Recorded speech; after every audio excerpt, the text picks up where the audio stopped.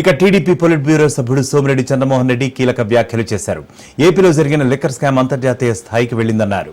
మోడీ పహల్గాం టెర్రరిస్టులపై తీసుకున్న చర్యలు చూశామన్నారు. ఉగ్రవాదులపై కూడా ఆయన చర్యలు తీసుకోవాలని ప్రజలు ఇప్పుడు గట్టిగా కోరుతున్నారన్నారు. ఈడీ అధికారులు చిన్న చిన్న వాటిపై కూడా చర్యలు తీసుకుంటారన్నారు. కానీ లిక్కర్ స్కామ్లో చాలా మంది పేదల ప్రాణాలు కూడా పోయాయన్నారు. ఢిల్లీ లిక్కర్ కేసు కాళేశ్వరంపై ఈడీ విచారణ చేపడుతోందన్నారు.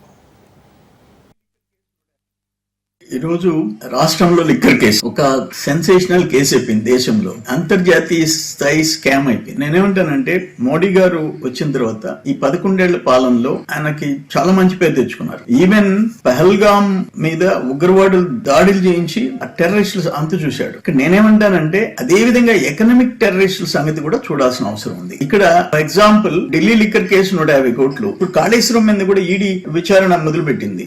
ఢిల్లీ లిక్కర్ కేసు మీద ఈడీ విచారణ మొదలు.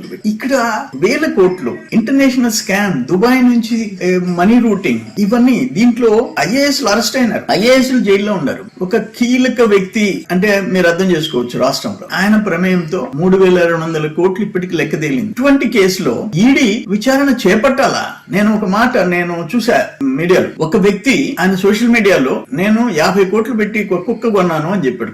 కుక్క పిల్ల. వెంటనే ఈడీ రైడ్ చేసింది. తర్వాత నేను సోషల్ మీడియాలో ఫేక్ మెసేజ్ పెట్టానని చెప్తే వెనక్కి వచ్చింది. 5 కోట్లు 10 కోట్లు కూడా ఈడీ రైడ్ చేసేసి సీరియస్ గా యాక్షన్ తీసుకుంటాను. నేనేమంటానంటే ఇక్కడ కూటమి ప్రభుత్వానికి మోడీ గారికి నా విజ్ఞప్తి ఏంటంటే బరి తెగించిన స్కామ్ ఇది. మనుషుల ప్రాణాలు తీసిన స్కామ్. 3200 కోట్లు ఒకటే కాదు, 30,000 మంది ప్రాణాలు బలిగొన్నది ఇల్లిసిట్ లిక్కర్. ప్లస్ లక్షల మందిని బెడ్ రిడన్ హాస్పిటలైజ్ అయిపోయినారు, పనికి రాకుండా పోయినారు. ఇంత పెద్ద ఘోరమైన దోపిడీ నేరం, దీన్ని సీరియస్ గా తీసుకోవాల్సిన అవసరం ఉంది. అక్కడ టెర్రరిస్టుల్ని ఎట్లా అంతం చేశారు, ఎకనామిక్ టెర్రరిస్టులు కూడా మోడీ గారు సీరియస్ గా తీసుకొని అంతు చూడాల్సిన అవసరం ఎంతైనా ఉంది. ఏదేమైనా ఈడీ వెంటనే స్పందించి దీన్ని ఇటువంటివి అంటే ఒక మెసేజ్ దేశంలో పోవాలా, ప్రజలు నమ్మి ఒక ఛాన్స్ అంటే ఎన్నుకుంటే వాళ్లే ఇటువంటి బరితెగింపుకి పాల్పడితే పరిణామాలు ఎట్లుంటాయని అనేది దేశ ప్రజలు గమనించాల్సిన అవసరం ఉందని నేను విజ్ఞప్తి చేస్తున్నాను.